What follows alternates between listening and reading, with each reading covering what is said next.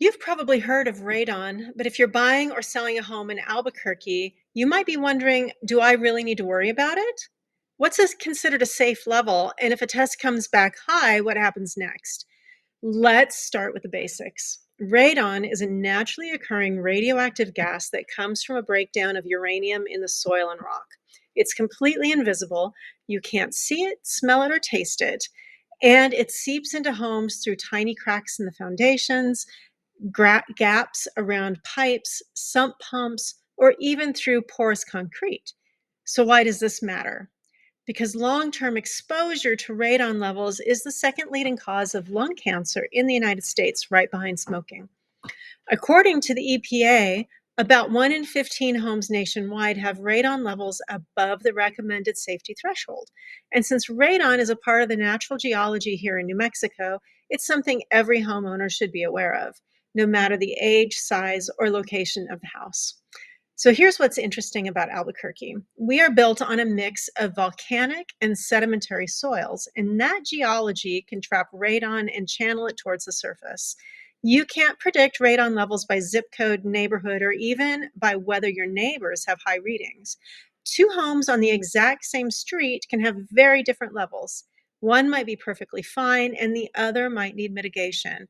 And that's why the only way to know whether a home has elevated radon is to test it.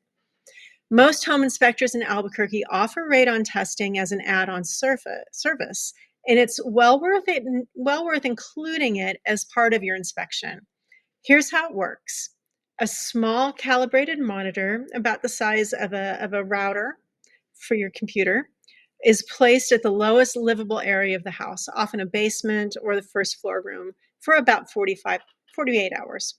During that time, you'll want to keep windows open and exterior doors closed as much as possible, and avoid running whole house fans that exchange indoor and outdoor air. Once the test period ends, the device is retrieved and the inspector provides a report showing the average radon level over that time.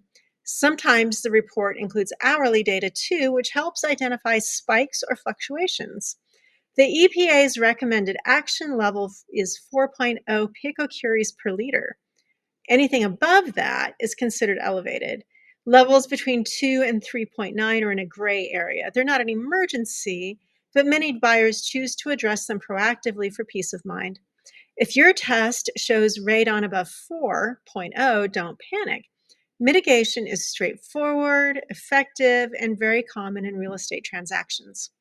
The most typical solution is a sub-slab depressurization system. Here's what that means. A contractor drills a small hole into the foundation slab or crawl space floor and inserts a PVC pipe that's connected to a fan.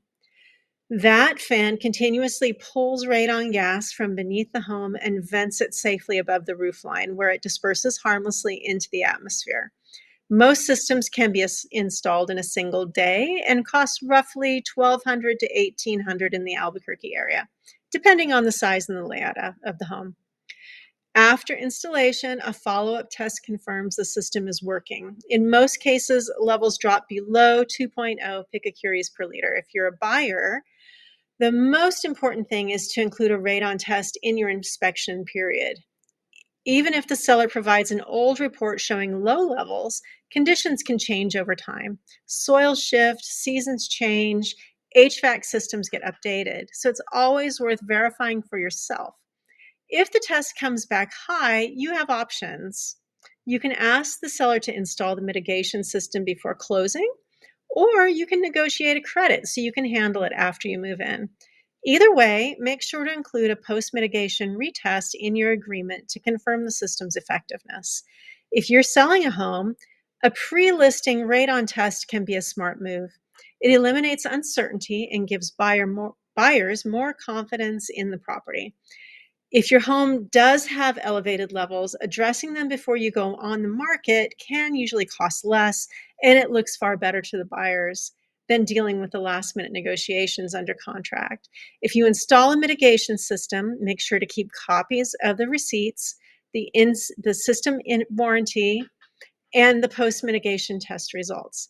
If that documentation shows buyers that you've handled the issue proactively and professionally, which can make a big difference in how your sale goes. A couple of Albuquerque specific notes.